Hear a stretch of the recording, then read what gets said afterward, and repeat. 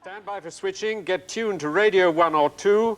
5, 4, 3, Radio 2, Radio 1, go. The voice of Radio 1. Just for fun. And good morning, everyone. Welcome to the exciting new sound of Radio 1.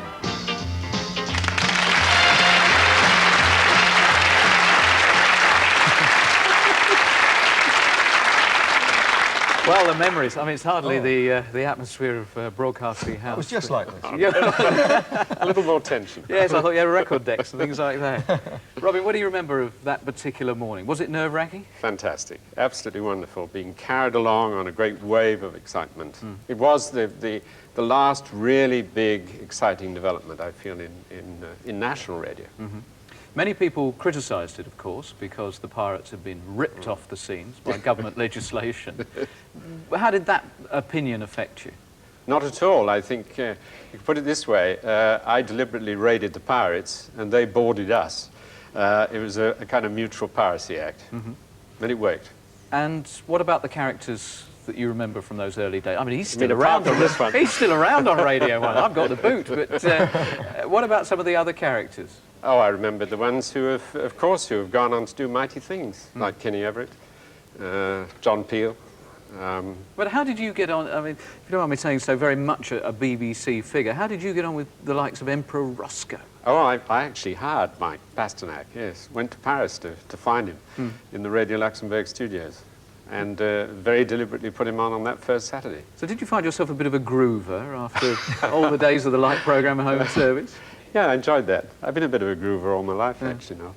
And what about you? Yeah. What do you remember of that Always been a period? groover. Well, the funny thing was, when we went to the BBC, having been at Pirate Radio, some of the producers were wearing all this flower power gear, and we all came dressed up like this, you see. Oh, jackets and ties came out. And we had all these cowbells. I mean, I bought about 40 or 50,000 of them up, and if that era ever comes back again, I'll make a fortune.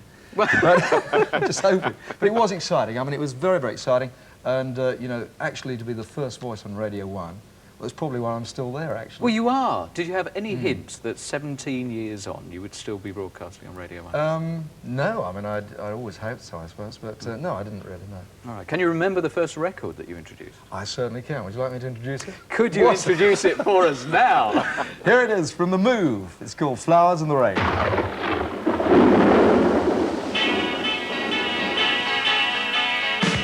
Woke up one morning half asleep with all my blankets in a heap and yellow roses scattered all around. The time was still approaching 4, I couldn't stand it anymore, so Mary goes upon my eider down.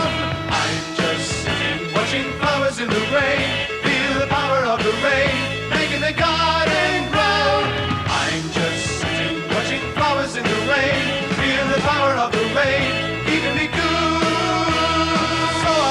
On my side with all the windows open wide, couldn't pressurize my head from speaking, hoping not to make a sound. I pushed my bed into the ground in time to catch the sight that I was seeking. I'm just sitting watching flowers in the rain, feel the power of the rain making the garden grow. I'm just sitting watching flowers in the rain, feel the power of the rain keeping me cool. This perfect treasure has a key, then this is how it has to be. My clothes getting wet, I don't see that it matters much to me. I heard the flowers in the breeze make conversation with the trees, relieved to leave reality behind me. With my commitments in a mess, my sleep has gone away depressed. In a world of fantasy you find me. I'm just sitting watching flowers in the rain, feel the power of the rain making the garden grow. I'm just sitting watching flowers in the rain, feel the power of the rain keeping me cool.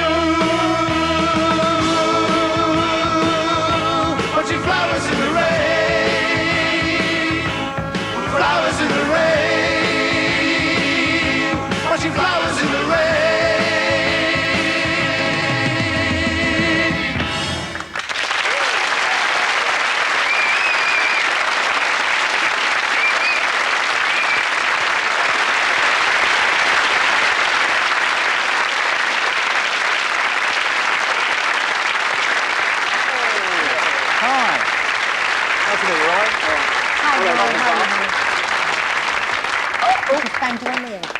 Smashing. Well, I don't know. I mean, we're looking at 1967. You haven't changed.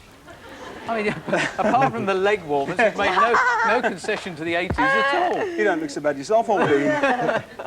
Well, of course, you weren't just in the charts with that number and the first record on Radio 1, but you were also in all the papers, weren't you? Because you were very naughty boys in 1967. Premier gets court ban on pop group. Nothing to do with me, mate. So what was that about? Why were you being banned? Postcard? It doesn't show anybody. Oh, yes, of course.